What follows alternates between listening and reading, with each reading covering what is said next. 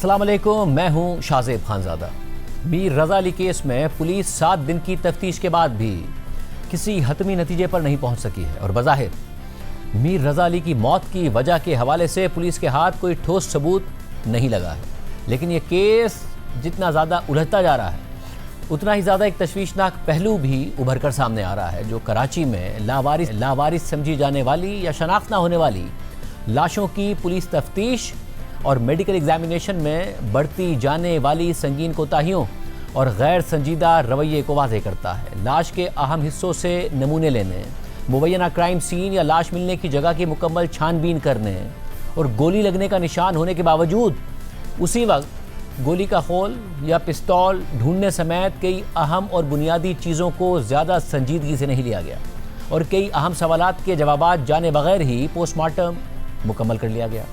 फिर जब मीर रजा अली की मौत की बात मीडिया पर आ गई और ये केस मामूल के केस से हाई प्रोफाइल केस बन गया, तो यही कोताहियाँ तफ्तीश में सबसे बड़ी रुकावट बन गई और अब खुद पुलिस और मेडिको लीगल अफसर सवालात की जद में हैं।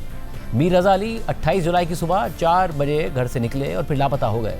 29 जुलाई को मीर रजा अली की लाश गुलिस्तान जौहर से मिली और अब 7 दिन बाद इस अहम केस में कई सवाल अब भी जवाब तलब हैं। मीर रजा अली केस में पुलिस इसी सिमत में जाती दिखाई दे रही है कि ये खुदकुशी का मामला है, मगर सवाल ये है कि क्या तमाम शवाहिद इस बात की तस्दीक करते हैं। हैरानकुन बात यह है कि जिस पोस्टमार्टम रिपोर्ट पर पुलिस अपनी तफ्तीश की बुनियाद रख रही है, उसी पोस्टमार्टम रिपोर्ट पर police surgeon doctor Sumaiya Syed ने कल हमारे प्रोग्राम में सवालात उठा दिए और जवाब में Karachi police chief additional IG Azad Khan ने police surgeon doctor Sumaiya Syed पर ही सवालात उठा दिए हैं। अहम बात यह है कि police chief additional IG Azad Khan ने हमारे प्रोग्राम में उठाए गए निकात की भी तस्दीक कर दी है। हमने कल प्रोग्राम में मामला उठाया था कि लाश के हाथ पर गन पाउडर की तस्दीक के लिए सैंपल लेना चाहिए था, क्योंकि ये जांचने के लिए कि मीर रजा अली ने खुद को गोली मारी है या नहीं, ये बात देखी जाती कि हाथ पर गन पाउडर के ज़रात हैं या नहीं हैं, जो उमूमन गोली चलाने वाले के हाथ पर पाए जाते हैं। कल police surgeon doctor Sumaiya Syed ने भी कहा कि लाश के हाथ पर गन पाउडर की तस्दीक की जानी चाहिए थी और police chief additional IG Azad Khan ने भी अब ये बात कह दी है कि लाश के हाथ पर गन पाउडर की तस्दीक भी ज़रूरी थी। हमने ये नुक्ता भी उठाया था कि दोबारा पोस्टमार्टम होना चाहिए और कल हमने ये सवाल मीर रजा अली के वालिद से भी पूछा था, तो उन्होंने कहा था कि इस हवाले से मीर रजा अली की वालदा और बहन से बात करेंगे। जबकि police surgeon doctor Sumaiya Syed ने कहा था कि इस बात का इम्कान है कि दोबारा पोस्टमार्टम से इस बात की तस्दीक हो जाए कि तस्वीर में जो निशानात मीर रजा अली के जिस्म पर नज़र आ रहे थे, क्या वो टॉर्चर की वजह से थे या बॉडी की डिकम्पोजिशन की वजह से थे। और अब आज एडिशनल आईजी आज़ाद खान ने भी कह दिया है कि अगर अहले खाना चाहते हैं तो मेडिकल दोबारा करवाया जाएगा। हमने आज इस हवाले से मीर रजा अली के वालिद से रब्ता किया तो उन्होंने कहा कि हम अगले चंद घंटों में इस हवाले से फैसला करेंगे कि दोबारा पोस्टमार्टम करवाना है या नहीं। हमने ये नुक्ता भी उठाया था कि जाए वक़ुआ पर खून बहुत कम था, क्या मुमकिन है कि कत्ल कहीं और हुआ हो और लाश यहाँ फेंक दी गई हो। कल हमारे प्रोग्राम में जियो न्यूज़ के रिपोर्टर्स राहिल सलमान और काशिफ मुश्ताक ने भी इस बात की तस्दीक की थी कि जाए वक़ुआ पर खून कम पाया गया था। यानी अगर जहाँ से मीर रजा अली की लाश मिली है वही क्राइम सीन है तो वहाँ खून ज़्यादा होना चाहिए था। इस पर पुलिस ने मौक़िफ़ दिया था कि जाए वक़ुआ पर घास और नर्म मिट्टी होने की वजह से मुमकिन है कि खून जज्ब हो गया हो, मगर police surgeon doctor Sumaiya Syed ने हमारे प्रोग्राम में कहा था कि इस बात का भी पता लगाया जा सकता है कि कितना खून मिट्टी में जज्ब हो गया। हमने ये सवाल भी उठाया था कि अगर मीर रजा अली ने खुदकुशी की थी तो पिस्तौल कहाँ है, गोली का खोल कहाँ है, क्या वाकई जहाँ से लाश मिली है वही प्राइमरी क्राइम सीन है। अहम बात यह है कि कल हमारे प्रोग्राम में police surgeon doctor Sumaiya Syed के इंटरव्यू के बाद एक नया तनाज़ा खड़ा हो गया है। डॉक्टर सुमैया सैयद ने इब्तिदाई पोस्टमार्टम रिपोर्ट पर सवालात उठाते हुए कहा था कि ये रिपोर्ट जवाबात से ज़्यादा सवालात पैदा करती है और अब police surgeon doctor Sumaiya Syed को police chief additional IG Azad Khan ने जवाब दे दिया है। आज police chief additional IG Azad Khan ने नुमाइंदा जियो न्यूज़ काशिफ मुश्ताक से टेलीफोन पर गुफ्तगू करते हुए कहा कि मेडिकल रिपोर्ट इस सर्जन डॉक्टर सुमैया सैयद के मातहत डॉक्टर ने तैयार की थी। एमएलओ ने लाश का मेडिकल किया और report police surgeon doctor Sumaiya Syed को दे दी। 2 रोज़ तक police surgeon doctor Sumaiya Syed ने रिपोर्ट अपने पास रखी। अगर रिपोर्ट में कोई मसला था तो फौरी तौर पर ठीक किया जाना चाहिए था। Police surgeon doctor Sumaiya Syed ने लाश का खुद मुआयना और मेडिकल नहीं किया। पुलिस चीफ आज़ाद खान के मुताबिक पुलिस डॉक्टर की मेडिको लीगल रिपोर्ट पर कार्रवाई करती है। अब तक की तहकीकात पुलिस को फराहम करदा इब्तिदाई मेडिकल रिपोर्ट पर मबनी थी। Police surgeon doctor Sumaiya Syed को जो भी तहफ़्फ़ुज़ात थे उनसे पुलिस को आगाह किया जाना चाहिए था। एडिशनल आईजी आज़ाद खान के मुताबिक जाए वक़ुआ से असलहा गायब होने की छानबीन की जा रही है। वीडियो में जिस कचरा चुनने वाले को देखा गया उसकी तलाश जारी है। असलहा मिलने से केस की गुत्थी सुलझ जाएगी। और police surgeon doctor Sumaiya Syed का 3 अगस्त 2026 को एसएसपी ईस्ट को लिखा गया खत सामने आ गया है, जिसमें डॉक्टर सुमैया सैयद ने इब्तिदाई पोस्टमार्टम रिपोर्ट पर अपने 14 तहफ़्फ़ुज़ात का इजहार किया था। खत के मुताबिक लाश के एक्सरे नहीं किए गए, हाथों से गन शॉट रेजिड्यू का नमूना नहीं लिया गया। रिपोर्ट में एंट्री वूंड यानी दाखिली जख्म के काला होने का जिक्र किया गया है, लेकिन केमिकल तज्जिए के लिए कोई नमूना नहीं लिया गया। खोपड़ी के मुआयने के लिए सर की खाल नहीं हटाई गई, साथ ही अंदरूनी मुआयने के लिए खोपड़ी और गर्दन को नहीं खोला गया। खत के मुताबिक फायर आर्म यानी पिस्तौल की गोली से होने वाले जख्मों की पैमाइश के लिए ना तो स्केल का इस्तेमाल किया गया और ना ही तस्वीर ली गई। एमएलओ की जानिब से दर्ज किए गए एंट्री और एग्जिट वूंड्स पर हड्डियों के नुमाया निशानात और मुमकिना फ्रैक्चर्स की वजाहत नहीं की गई। एंट्री वूंड का साइज एग्जिट वूंड से नुमाया तौर पर बड़ा दर्ज किया गया है। इसकी तस्दीक और दोबारा जायजे की ज़रूरत है। इसके अलावा लाश के अंदर गोली के रास्ते यानी ट्रेजेक्ट्री की वजाहत नहीं की गई। इसी तरह जख्मों की फॉरेंसिक उसूलों के मुताबिक दुरुस्त तस्वीर दस्तयाब नहीं है। खत के मुताबिक जिस्म के मुख्तलिफ हिस्सों की डिकम्पोजिशन की नौइयत और फैलाव की दुरुस्त तौर पर वजाहत नहीं की गई। चेहरे की शनाख्त मुमकिन ना होने के बावजूद डीएनए का कोई नमूना नहीं लिया गया। Police surgeon doctor Sumaiya Syed ने खत में मजीद लिखा है कि पोस्टमार्टम रिपोर्ट जवाबात से ज़्यादा सवालात उठाती है। मैंने कई बार सिंध पुलिस के मुतल्लिका आला हुक्काम से व्हाट्सएप ग्रुप और प्राइवेट व्हाट्सएप पैगामात के ज़रिए रब्ता किया, लेकिन कोई जवाब मौसूल नहीं हुआ, क्योंकि ये मामला इंतहाई हसास नौइयत का है। इसलिए ज़रूरी है कि इसके तमाम पहलुओं को दुरुस्त तरीके से ज़ेर गौर लाया जाए और मनतकी अंदाज में उनके जवाबात दिए जाएँ, ताकि केस का मुनसिफाना नतीजा अखज़ किया जा सके। साथ ही ये सिफारिश की जाती है कि अगर मज़कूरा सवालात के जवाबात दरकार हैं तो कबर कुशाई करना मुनासिब होगा। देखिए, कल police surgeon doctor Sumaiya Syed ने हमारे प्रोग्राम में इब्तिदाई पोस्टमार्टम रिपोर्ट के हवाले से क्या कहा। जो इब्तिदाई पोस्टमार्टम रिपोर्ट आई है उससे मसला ये हो रहा है कि सवालों के जवाब मिलने के बजाय ऐसा लगता है कि मज़ीद सवालात पैदा हो गए हैं। एग्जैक्टली बहुत ही रेयर केसेस में होता है कि एंट्री वूंड जो है वो बड़ा हो as compare to the exit wound. जो हमें यहाँ पर फाइंडिंग्स मिल रही हैं वो उन तस्वीरों के साथ मैच नहीं कर रही हैं। यहाँ पे मेरे भी यही तहफ़्फ़ुज़ात हैं। कहा जा रहा है कि वो एंट्री वूंड है, वो उसके बाद जो रास्ता बीच में बन रहा है वो, और फिर जो एग्जिट वूंड कहा जा रहा है वो मैच नहीं करता।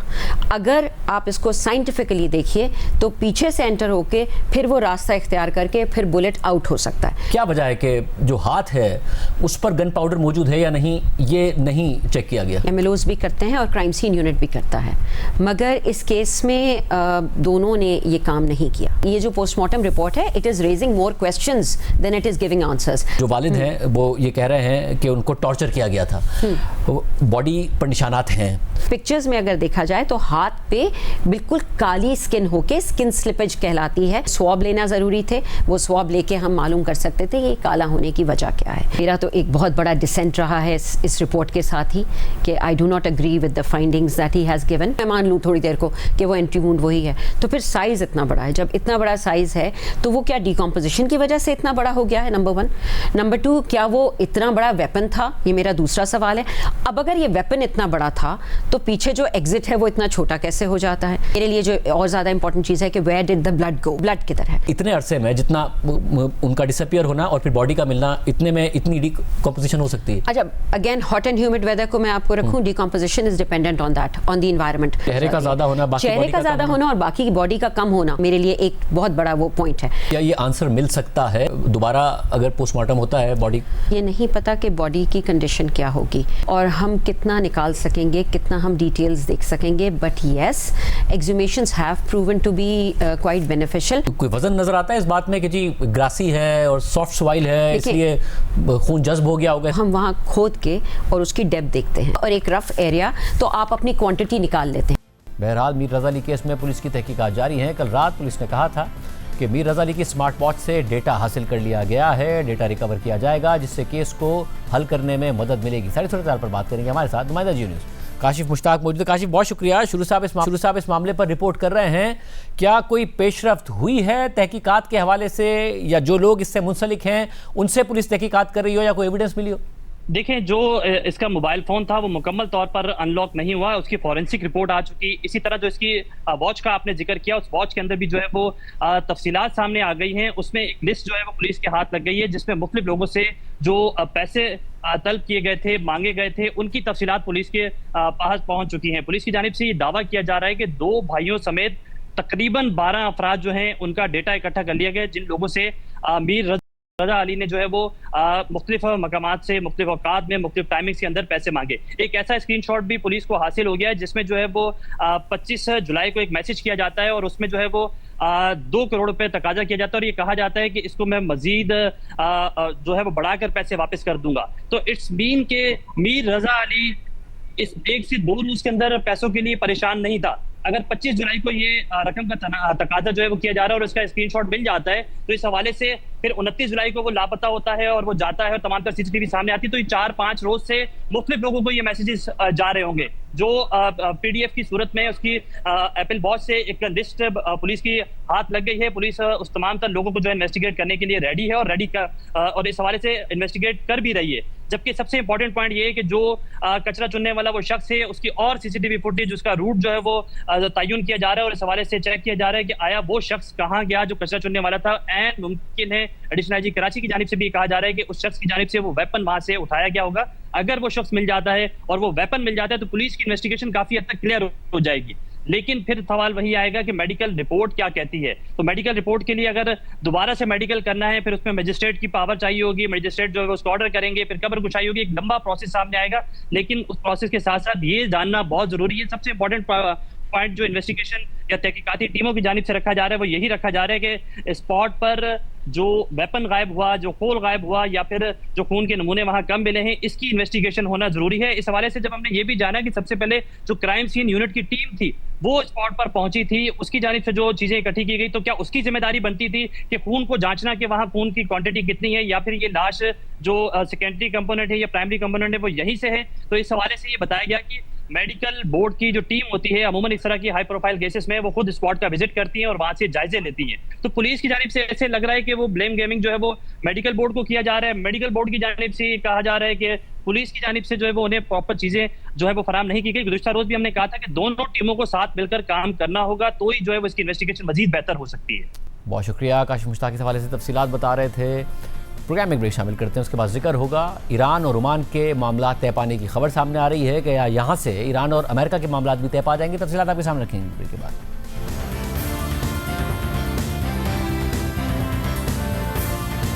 ईरान और अमेरिका के दरमियान हालिया कशीदगी कम करने के लिए सिफारती कोशिशों में नुमायां तेजी आ गई है। खासतौर पर स्ट्रेट ऑफ हुर्मुज़ से मुतालिक मुमकिन मुआहदे की उम्मीद पहले से कहीं ज़्यादा दिखाई दे रही है। इस उम्मीद में बैनुल-अक़वामी मार्केट में ब्रेंट क्रूड की कीमत भी $80 फी बैरल से नीचे आ गई है। और आज ईरान ने भी इस बात की तस्दीक कर दी है कि स्ट्रेट ऑफ हुर्मुज़ से मुताल्लिक ओमान के साथ तिजारती जहाज़ों के लिए मुजव्वज़ा महफूज बहरी रास्ते की कोऑर्डिनेशन पर इत्तफाक हो गया है, जबकि दोनों ममालिक मुश्तरका एलामिये को हतमी शक्ल दे रहे हैं। इस हवाले से आज ईरान की वज़ारत ख़ारजा के तर्जुमान इस्माइल बक़ाई ने मीडिया से बात करते हुए कहा है कि अगर किसी तीसरे फरीक ने इस अमल में रुकावट न डाली तो दोनों ममालिक के दरमियान तय पाने वाले अहम निकात और इत्तफाक़ राय पर मबनी मुश्तरका एलामिया अभी ज़ेर गौर है और उसे हतमी शक्ल दी जा रही है। उन्होंने मज़ीद बताया कि ईरान और ओमान के दरमियान गुज़िश्ता 2 माह से मुज़ाकरात जारी हैं, जिनमें मुजव्वज़ा बहरी रास्ते के तकनीकी, कानूनी, सिक्योरिटी और माहौलियाती पहलुओं का जायज़ा लिया गया। ताहम ईरानी मीडिया के मुताबिक इस दौरान इस्माइल बक़ाई ने वाज़ेह किया कि ओमान के साथ इत्तफाक़ राय का मतलब ये नहीं है कि स्ट्रेट ऑफ हुर्मुज़ अब मुकम्मल तौर पर महफूज हो गई है, और उनके मुताबिक स्ट्रेट ऑफ हुर्मुज़ में अदम तहफ़्फ़ुज़ की बुनियादी वजूहात खुसूसन अमरीका की बहरी नाकाबंदी और ईरान के मफादात के खिलाफ दीगर इक़दामात अब भी मौजूद हैं। इस दौरान इस्माइल बक़ाई ने ईरानी पार्लियामेंट के स्पीकर मोहम्मद बाक़िर कालिबाफ या ईरानी वज़ीर ख़ारजा अब्बास अराग़ची के पाकिस्तान या कतर के मुमकिन दौरों से मुतालिक सवाल पर कहा कि फ़िलहाल ऐसे किसी दौरे का कोई मनसूबा नहीं है। उन्होंने मज़ीद कहा कि पाकिस्तान और कतर ख़ित्ते में कशीदगी कम करने की कोशिश जारी रखे हुए हैं, जबकि ईरान दोनों ममालिक के साथ मुसलसल राब्ते और मुशावरत में। आम बात यह कि इससे पहले अमरीकी हुक्काम भी इस हवाले से मुसलसल मस्बत इशारे दे रहे थे। ताहम ईरानी हुक्काम अब भी अपने इस मौक़िफ़ पर कायम हैं कि ये मुज़ाकरात सिर्फ ओमानी क़यादत के साथ हो रहे हैं और अमरीका इन मुज़ाकरात में बराह रास्त फ़रीक़ नहीं है। इस तमाम सूरत हाल में अमरीकी सदर ट्रंप मुसलसल ये दावा कर रहे हैं कि अमरीकी और ईरानी हुक्काम के दरमियान बातचीत मस्बत अंदाज में आगे बढ़ रही है, लेकिन साथ ही ट्रंप ईरान को पीछे हटने की सूरत में सख्त हमलों की धमकी भी दे रहे हैं। और फॉक्स न्यूज़ को दिए गए एक इंटरव्यू के दौरान ट्रंप ने कहा कि अगर ईरानी हुक्काम एक बार फिर मुआहदे से पीछे हटे तो उन्हें बहुत सख्त हमलों का सामना करना पड़ेगा और वो ये बात जानते हैं और अच्छी तरह समझते हैं। इस दौरान ट्रंप ने यह भी कहा कि हमारी बातचीत चल रही है, ईरानी हुक्काम ये बात मानना पसंद नहीं करते, लेकिन वो मुआहदा करना चाहते हैं। अब देखते हैं क्या होता है। हवाले से बात करेंगे। हमारे साथ उसामा बिन जावेद मौजूद हैं, इसके अलावा वाशिंगटन से इदरीस अली मौजूद होंगे। उसामा, बहुत शुक्रिया आपका शो में ज्वाइन करने के लिए। उसामा, बहुत दफ़ा ऐसा हुआ कि दोनों मामला तय करने के करीब आए, फिर दूर चले गए, एक दफ़ा MOU भी हो गया, फिर दोबारा लड़ना शुरू हो गए। अब एक दफ़ा फिर सदर ट्रंप तो ज़्यादा उम्मीद का इजहार कर रहे हैं, उनके नुमाइंदे भी ईरान की तरफ से अभी भी मिक्स सिग्नल्स आ रहे हैं। सदर ट्रंप बार बार कहते हैं कि डायरेक्ट बात हो रही है, ईरान कहता है ओमान से बात हो रही है। क्या इस वक्त सेंस है, आपको लग रहा है कि बिल्कुल वाकई एक मुआहदा होने जा रहा है स्ट्रेट ऑफ हॉर्मुज़ के हवाले से? देखिए, हम जो है वो एक पेंडुलम पे सवार हैं बाकी तमाम दुनिया की तरह, और उसकी जो रस्सी है वो सदर ट्रंप के हाथ में है। वो एक दफा उसको हरकत देते हैं तो जंग के करीब चली जाती है, दूसरी दफा उसको हरकत देते हैं तो वो अमन की तरफ आ जाती है। इस वक्त जो रियलिटी है वो ये है कि दोनों जानिब से इस बात की रजामंदी तो हो गई है कि जंग नहीं करनी, लेकिन किन पैराए पे खत्म करनी है वो अभी तक एक गुत्थी है जो सुलझा नहीं पा रहे। इस वक्त आपको नजर आ रहा है कि ओमान और ईरान की जो मुज़ाकरात हैं वो काफी हद तक एक हतमी नतीजे की तरफ जा रहे हैं, जिसमें ईरान की ख्वाहिश यही है कि उसके पास एक वाले हर ट्रैफिक पर वो नजर रख सके, लेकिन अमेरिका के लिए ये काबिल कबूल नहीं। और हम ये देख रहे हैं कि इस वक्त भी अमेरिका की तरफ से जो आपने अभी पिछले गुज़श्ता 2-4 रोज में ईरानी बयानात देखे तो उसमें है कि हम ओमान से तो बहुत सारी चीजें तय बात कर चुके हैं, लेकिन हम अमेरिका के बारे में कुछ नहीं कर सकते क्योंकि वो अभी तक रख नहीं डाल रहा है। तो अभी भी नजर ये आता है कि यकीनन, और इसमें एक बहुत अहम नुकता जो है वो ये है कि आपको पहली दफा ये देखने को मिला है कि सऊदी फरमारवा जो वहाँ पे उन्होंने सदर ट्रंप को कॉल करके कहा कि आखिरी दफे कि ये इस खत्ते में जंग जो है वो मामला का हल नहीं है। तो यकीनन आपको खत्ते में भी ये इत्तराब नजर आ रहा है, क्योंकि आप न सिर्फ उन जंगी नुकसानात की तरफ देख रहे हैं बल्कि आप 2026 के 3rd क्वार्टर में दाखिल हो चुके हैं, और ये खत्ता इस बात का मुतहम्मिल नहीं हो सकता ये जंग हमेशा के लिए जारी रहेगा। मतलब और ऐसी सूरत में ज़रा ये तो पहली स्टेज है, बहुत अगली स्टेज है कि दोनों मुमालिक आमने सामने बैठे हैं। अब एज ऑफ नाउ अगर आमने सामने नहीं बैठ पा रहे हैं, अगर ओमान से भी बात हो रही है और ओमान से बात भी अगर अमेरिका ओमान के थ्रू कर रहा है, तो ये फिर आमने सामने बैठकर किसी डील पर बात कर पाएंगे या जो भी होगा वो आर्जी होगा जैसे पिछली दफा हुआ? जी, मेरा ख्याल है कि इस वक्त जो है वो पूरी कोशिश यही है कि आर्जी तौर पर ही सही इसको किसी तरीके से बंद करा दिया जाए कि ये आहिस्ता आहिस्ता एक दूसरे के साथ बैठ सके एक टेबल पे। और ओमान में भी जो इस वक्त चलने वाले मुज़ाकरात हैं वो एक आर्जी हल है, बल्कि उसको एक टेम्परेरी सोल्यूशन कहा जा रहा है कि ईरान का ये कहना है कि जी हम ये तमाम चीजें करने पे राजी हैं और अमेरिका को जो मेमोरेंडम ऑफ अंडरस्टैंडिंग है उस पर वापस आना पड़ेगा, जो मुफाहमती याददाश्त है जिसपे बराक ओबामा के बजाय इस दफा सुदूर में दस्तखत किए हैं, और उसकी तरफ वापस आना बहुत जरूरी है ताकि जो है वो एक देरपा हल निकल सके। अब ये एक बहुत ही फ्रस्ट्रेटिंग सिचुएशन है इन तमाम खित्ते के ममालिक के लिए भी और मीडिएटर्स के लिए भी, क्योंकि एक तरफ ईरान जो है वो इस बात पे हरगिज राजी नहीं है कि वो स्टेटस को की तरफ वापस चले जाए, होर्मुज के मामला वैसे ही हो जाए जैसे जंग से पहले थे, और यहाँ पे अमेरिका जो है वो किसी भी तरीके से अपनी शिकस्त तस्लीम करने पर राजी नहीं है। मेरी थोड़ी देर से पहले एक यहाँ इस खत्ते के एक डिप्लोमेट से बात हो रही थी, तो उन्होंने मुझे कहा कि इस खत्ते को और गालिबन बाकी लोगों को भी इस वक्त प्रेशर अमेरिका को ये करना है कि भाई आपने तने तनहा इस खत्ते का बैलेंस चेंज कर दिया, अब आपको इस बात को तस्लीम करना पड़ेगा कि ईरान को किसी ना किसी तरीके से कोई भी लॉलीपॉप देके आपको होर्मुज के मामला हल करने पड़ेंगे, और गालिबन उसका हल करने का एक वाहिद तरीका ये है कि आप ईरान पर से सैंक्शंस उठा लीजिए, ईरान आपको होर्मुज का कंट्रोल वापस कर देता है और आप दोनों जो है वो मुज़ाकरात के जरिए इस मामला को हल कर सकते हैं। और मुझे ये भी बताइएगा कि इसमें अभी तक भी जो बातचीत हो रही है, ज़ाहिर बैनुल-अक़वामी मीडिया में ये भी रिपोर्ट हो रहा है कि पासदारान इनक़िलाब की नुमाइंदगी अभी तक के मुज़ाकरात में नहीं थी, वो वीटो कर सकते हैं, ये कितना बड़ा फैक्टर है? या अभी इस वक्त ईरानी क़यादत जो भी जिस तरीके से भी आगे बढ़ रही है या ओमान के साथ भी आगे बढ़ रही है, अस्करी और सियासी क़यादत एक साथ आगे बढ़ रही? मेरा ख्याल है कि आपको अब ईरान में पड़ने वाली दरारें जो है वो बहुत वाज़ेह तौर पर नजर आ रही है कि ईरान में 2 से 3 ऐसे ताकत के गिरोह हैं जिनकी इस वक्त बातचीत सुनी जा रही है। सबसे ताकतवर आवाज जो है वह पासदारान की है। उसके बाद आपको वज़ारत खारजा नजर आती है और फिर जाहिर है ईरानी सदर का भी एक अमल दखल है।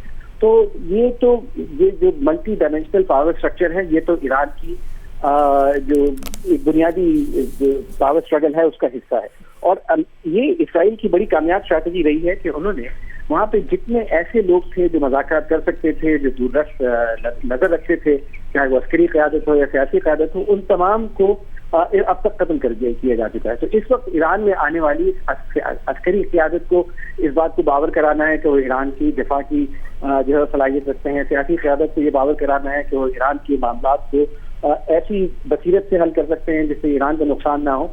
तो बहुत सारी कशमकश आपको नजर आ रही है और जिसकी वजह से ये सोचा जा रहा है इन पावर सर्कल्स में, चाहे वो अमेरिका हो या इसराइल, कि अगर इस जंग को तूल दे दिया जाए तो शायद ईरान में होने वाली आपस में जो कशमकश है उसका वो फायदा उठा सके।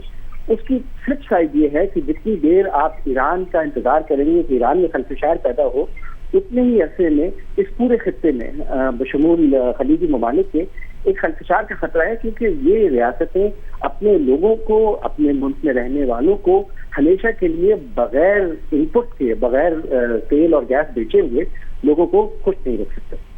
बहुत शुक्रिया उसामा जावेद किरानी। वाशिंगटन जाएंगे सीनियर सहाफ़ी इदरीस अली हमारे साथ मौजूद है। इदरीस, बहुत शुक्रिया हमें शो में ज्वाइन करने के लिए। ज़ाहिर है अमेरिका की तरफ से ज़्यादा ऑप्टिमिज्म आ रहा है, चाहे वो सदर ट्रंप हो या फिर उनके दीगर वज़रा के बयानात हों। ईरान कह रहा है, ओमान से बात कर रहे हैं, जिस पर भी सदर ट्रंप नाराज़ हो रहे हैं। बैनुल-अक़वामी मार्केट में तेल की कीमतें तो ये रिफ्लेक्ट कर रही हैं, $80 से ब्रेंट नीचे आ गया है कि शायद कोई डील होने जा रही है। मीडिया भी यही रिपोर्ट कर रहा है, मगर यहाँ कई बार हम आए हैं और उसके बाद मामलात ख़राब हो गए हैं। आपके ज़राए क्या बता रहे हैं वाशिंगटन में? जी देखिए, जो हमारे ज़राए बता रहे हैं पेंटागन, स्टेट डिपार्टमेंट और व्हाइट हाउस में, ये है कि जो प्रेसिडेंट ट्रंप चाह रहे हैं ये है कि किसी ना किसी तरह जंग खत्म हो जाए, क्योंकि उनको पता है कि उनके लिए ये एक बहुत बड़ी पॉलिटिकल लाइबिलिटी बन चुकी है। यूएस में नवंबर मिड टर्म इलेक्शन आने वाले हैं। तेल की कीमत आप सही बता रहे हैं कम हो चुकी है, मगर जनरली जो है अगर देखें ट्रेंड वो अपवर्ड रह चुका है। तो मेरे ख्याल से जो सोर्सेस हमें बता रहे हैं कि प्रेसिडेंट ट्रंप चाह रहे हैं किसी तरह ये खत्म हो, मगर उनको भी ये भी पता है कि वो फंस चुके हैं, क्योंकि देखें स्ट्रेट ऑफ हॉर्मुज़ जो इशू था वो एक्चुअली इशू नहीं था जंग शुरू होने से पहले, और अब एक सिचुएशन ऐसी पैदा हो गई है कि प्रेसिडेंट ट्रंप किसी ना किसी तरह से निकलना चाह रहे हैं। ईरान कह रहा है, और IRGC स्पेसिफिकली ईरान के जो कमांड के अंदर है वो कह रहा है कि हम लोग इतनी आसानी से नहीं जाने देंगे। तो मेरे ख्याल से ये सिचुएशन जो देख रहे हैं प्रेसिडेंट ट्रंप की कोशिश है किसी ना किसी तरह से निकलने की, मगर वो ये भी रियलाइज करते हैं कि अगर वो ऐसे ही जंग खत्म कर दें विदाउट कोई कंसेशन ईरान से लेना, तो उनके लिए पॉलिटिकली बहुत मुश्किल हो जाएगा। तो हम लोग ये देख रहे हैं सिचुएशन के प्रेसिडेंट ट्रंप का डिजायर खत्म करने के लिए, मगर जो पॉलिटिकल रियलिटी है कि ये खत्म करना बहुत मुश्किल है। हम लोग ने, मैंने और आपने मेरे ख्याल से पिछले 6 महीनों में कोई चंद दफा ऐसे मोड़ पे पहुंचे हैं कि लग रहा है कि जंग खत्म हो जाए, मगर रियलिटी ये है कि जो यूएस मिलिट्री के जो फोर्सेस हैं वो अभी तक उसी तादाद में मौजूद है मिडल ईस्ट में। तो अगर हमें लग रहा था कि शायद यूएस प्रेशर कम करे, जैसे ये नेगोशिएशंस बढ़ रही हैं, जैसे कोई ऑप्टिमिज्म आ रहा है, वो नहीं हो रहा। तो मेरे ख्याल से बहुत एक नाजुक मोड़ पे हैं। मेरे ख्याल से 1-2 दिन में पता चल जाएगा क्या रियलिटी है, मगर ये जो ऑप्टिमिज्म हम लोग ट्रंप एडमिनिस्ट्रेशन से और प्रेसिडेंट ट्रंप से खुद सुन रहे हैं, मेरे ख्याल से ये थोड़ा सा हमें ख्याल रखना पड़ेगा कि प्रेसिडेंट ट्रंप भी चाह रहे हैं कि ऑयल की कीमतें बढ़े नहीं, उनकी स्टेटमेंट्स काफी असर करता है ऑयल की कीमत पे। तो मेरे ख्याल से ये ऑप्टिमिज्म बहुत आई थिंक ध्यान से देखना पड़ेगा हमें। और सब मुझे भी बताएगा कि अब ज़ाहिर है बैनुल-अक़वामी मीडिया में, खुद अमेरिकन मीडिया में ये खबरें आना कि सदर ट्रंप को एडवाइस यही की जा रही है कि अगर हमने आगे बढ़ाया तो ईरान पर कोई फ़र्क नहीं पड़ेगा, अगर हमने मज़ीद हमले कर भी दिए तो उसका कोई फ़ायदा नहीं होगा। ये खबरें आना कि इंटरसेप्टर्स बड़े कम हो गए हैं, इत्तिहादियों पर अगर ईरान ने हमला किया जो कि वो कह रहा है तो उनका दिफा कैसे होगा। ये खबरें आना कि इवन जो मिसाइल्स हैं जिनसे हम लॉन्ग रेंज मिसाइल्स अटैक करते हैं वो भी कम हो गए, अगर मज़ीद हमले करने पड़े तो हमें पायलट भेजने पड़ेंगे तैयारों में, जिसके लिए एक ख़तरा पैदा हो जाएगा। तो ये इम्कान को कम करता है कि मज़ीद हमला हो और ईरान को ज़्यादा लेवरेज देता है और कंफर्टेबल करता है कि हम ज़्यादा बार्गेनिंग पोजीशन में है। नहीं, मेरे ख्याल से बिल्कुल ईरान को ये स्ट्रॉन्ग करता है, मगर ये एक रियलिटी है कि जो यूएस शुरू से ही जो CIA ने असेसमेंट्स दिए प्रेसिडेंट ट्रंप को यही थी कि आप ईरान को स्ट्राइक बेशक करें, मगर उन पे इम्पैक्ट नहीं होगा और उनके जो इंटेंट है, जो उनके डिजायर्स हैं, उन पे फर्क नहीं पड़ेगा। वही असेसमेंट मेरे ख्याल से पिछले 2-3 हफ्तों में CIA ने वापस दिया है और अब हम लोग देख रहे हैं कि ये जो अटैकम्स, ये जो लॉन्ग रेंज मिसाइल आप बात कर रहे हैं, वो भी कम हो रहे हैं। तो जब मैं पेंटागन सोर्सेस से बात करता हूँ, वो कहते हैं कि देखिए, हमने व्हाइट हाउस को बताया कि जंग लड़ तो लेंगे, मगर कोई महीनों में, कोई हफ्तों में ये जो अटैक्स हैं, ये जो मिसाइल्स हैं, वो बहुत कम है। तो मेरे ख्याल से ये रियलिटी है। ये हम लोग जब सोर्सेस से बात करते हैं, और आपने वॉल स्ट्रीट जर्नल और अदर मीडिया में भी ये बहुत वाज़ेह हो रहा है कि पेंटागन की जो लीडरशिप है, पेंटागन के जो मिलिट्री ऑफिशियल्स हैं, ये जो इंटरनल असेसमेंट्स प्रेसिडेंट ट्रंप को दे रहे हैं, अब वो बाहर आ रहे हैं। और मेरे ख्याल से देखिए, ईरान के पास भी इंटेलिजेंस सर्विसेज हैं, ईरान के पास भी बहुत केपेबल इंटेलिजेंस IRGC की है, और वो बेशक मीडिया में पढ़े, उनको खुद पता है कि जितने अमेरिका के पास मिसाइल इंटरसेप्टर्स हैं, उन्होंने काफी हद तक यूज कर लिया है। तो मेरे ख्याल से उनको अमेरिकन मीडिया की जरूरत नहीं है, वो खुद रियलिटी देख रहे हैं, उनको पता है कि उनके पास मेरे ख्याल से स्ट्रांग पोजीशन है। और अब आई थिंक ऐसे मोड़ पे पहुंच गए हैं कि अमेरिकन पॉपुलेशन जो है, अमेरिकन एस्टैब्लिशमेंट में, उनको भी अब यकीन हो रहा है कि शायद ईरान के पास अपर हैंड है। बहुत शुक्रिया नाज़रीन, आपने दी सलीका। प्रोग्राम में एक ब्रेक शामिल करते हैं। पाकिस्तान की सियासत में क्या हो रहा है और क्या होने जा रहा है, इस पर बात करेंगे हामिद मीर साहब से एक ब्रेक के बाद।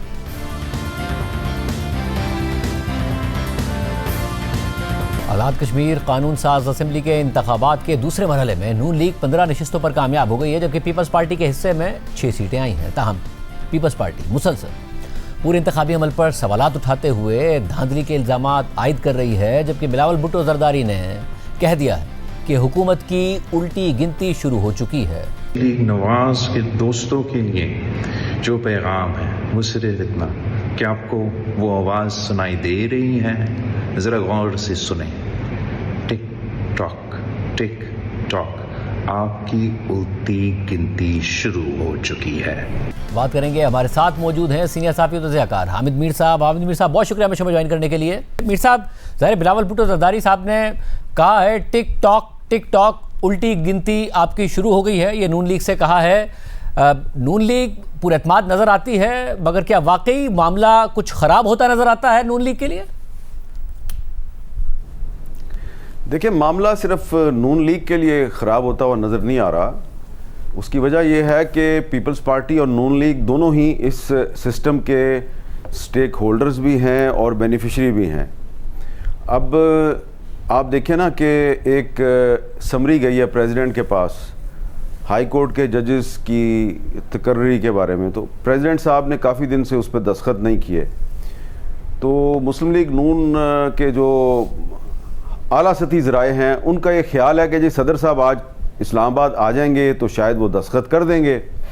लेकिन हमें अगर प्रेसिडेंट साहब की जो वर्किंग का पता हो तो दस्तखत तो वो कराची में बैठ के भी कर सकते हैं। तो उन्होंने दस्तखत नहीं किए, और बिलावल साहब जो हैं वो कह रहे हैं कि उल्टी गिनती शुरू हो चुकी है। तो अब इसमें ये सवाल पैदा होता है कि उल्टी गिनती अगर शुरू हो चुकी है तो उसका क्या मतलब है? ज़ाहिरी बात है, उसका मतलब है तहरीक अदम एतमाद। तो तहरीक अदम एतमाद अगर आती है तो पीपल्स पार्टी की नंबर्स गेम को सामने रखें, और फिर आप देखें कि कौन कौन सी पार्टियां जो हैं वो पीपल्स पार्टी के साथ अगर मिल जाएं तो शहबाज शरीफ साहब की हुकूमत ख़त्म हो सकती है। तो सबसे बड़ी जो पार्टी है वो तहरीक इंसाफ है, जिसके MNAs जो हैं उनके पास टिकट तो तहरीक इंसाफ का नहीं था, लेकिन वो तहरीक इंसाफ के कहलाते हैं। और फिर उसके बाद फिर मौलाना फजलुर रहमान की पार्टी आ जाती है, फिर कुछ आज़ाद अरकान आ जाते हैं। महमूद खान रचकज़ई साहब जो हैं वो अपोजिशन लीडर हैं। तो इन्फॉर्मेशन हमारी यही है कि महमूद खान रचकज़ई साहब जो हैं वो राब्ते कर रहे हैं लोगों के साथ, और अभी तक बाकायदा इस हवाले से कोई फ़ैसला तो नहीं हुआ कि तहरीक अदम एतमाद आएगी। लेकिन मामलात जो हैं वो अल्टीमेटली उधर ही जा रहे हैं, क्योंकि आप देख लें कि ये जो नए सूबों की बहस है, ये नए सूबों की बहस में लग ये रहा है कि पीपल्स पार्टी इसको अपने लिए डू और डाई का इशू बनाएगी। तो अगर ये तो उन पर इम्पोज करने की कोशिश की गई तो मेरा ख्याल है कि फिर शहबाज शरीफ साहब जो हैं उनके लिए मुश्किलात पैदा हो सकती हैं। साहब, और इस सारे सिनेरियो में जब मुश्किलात का मामला है, फिर अमीर मकाम साहब कहते हैं कि एक साथ ही डूबेंगे, हम अकेले नहीं जाएंगे, तो ये पीपल्स पार्टी उस ऑप्शन की तरफ जाएगी कि जिसमें खुद पीपल्स पार्टी भी डूबती नजर आ रही है नून लीग के साथ? देखिए, पॉलिटिकली अगर आप देखें तो पीपल्स पार्टी में एक स्कूल ऑफ थॉट है, एक ग्रुप है, बड़ा मजबूत ग्रुप है वो, और वो ज़्यादातर लोग जो है उनका ताल्लुक़ पंजाब से है और खैबर पख्तूनख्वा से है और आज़ाद कश्मीर से है। और वो ये समझते हैं जी कि जब से हमने नून लीग के साथ ताउन शुरू किया है, हमने नून लीग के साथ मिल के जरदारी साहब को सदर बनवाया, 2 गवर्नर ले लिए और बलूचिस्तान में हुकूमत बना ली, तो हमें उसका बहुत नुकसान हुआ है। और जब तक हम नून लीग से जान नहीं छुड़ाते, हम बेनज़ीर भुट्टो वाली जो पीपल्स पार्टी है उसको रिवाइव नहीं कर सकते। दूसरी तरफ एक ग्रुप पीपल्स पार्टी के अंदर ऐसा है जो बेनिफिशरी आप उसको समझ लें, उनका ताल्लुक ज़्यादातर सिंध से है। और वो लोग ये समझते हैं कि सिंध में हमारे पास हुकूमत है और सदर साहब जो हैं वो भी बैठे हुए हैं प्रेसिडेंट हाउस में, तो हमारे तो फ़ायदे ही फ़ायदे हैं। लेकिन अब मुझे ऐसा लग रहा है कि ख़ुद सदर साहब जो हैं वो जो पंजाब वाला ग्रुप है वो उससे अब उनकी सोच काफ़ी करीब हो चुकी है, क्योंकि पिछले दिनों लाहौर में पीपल्स पार्टी ने एक जलसा करने की कोशिश की और उनको जलसा करने की इजाज़त नहीं मिली। और जलसा था जी आसिफ जरदारी साहब की सालगिरह के मौका पे उन्होंने एक जलसे का एहतमाम किया मीनार पाकिस्तान पे, उनको इजाज़त नहीं मिली। तो पीपल्स पार्टी में वो जो ग्रुप है जो ये समझता है कि हमें अब नून लीग से जान छुड़ा लेनी चाहिए, उस ग्रुप की सोच और आसिफ जरदारी साहब की सोच और बिलावल भुट्टो साहब की सोच जो है उसमें काफ़ी कुर्बत पैदा हो गई है। तो वो जो ग्रुप पीपल्स पार्टी के अंदर मौजूद है जो समझता है कि हमें इसी सेटअप के अंदर नून लीग के साथ मिलकर चलना चाहिए, मेरा ख्याल है वो काफ़ी कमज़ोर हो चुका है। और अल्टीमेटली अगर पीपल्स पार्टी जो है उसने कोई फ़ैसला कर लिया तो ये बात तय है कि नुकसान सिर्फ मुस्लिम लीग नून को नहीं होगा, नुकसान पीपल्स पार्टी को भी होगा और सिस्टम को भी हो सकता है। साहब, और माजी में ये हुआ कि जो कैनाल्स का इशू था उस बारे में भी इसी तरीके से बात की गई थी, जैसे अब मजीद इंतजामी यूनिट्स की बात की गई है, मगर पीपल्स पार्टी ने स्टैंड लिया और पीपल्स पार्टी अपनी बात मनवाने में कामयाब हुई। तो इस बार मजीद इंतजामी यूनिट्स, मजीद सूबे, इस पर भी पीपल्स पार्टी की चलेगी, इसका ज़्यादा इम्कान है?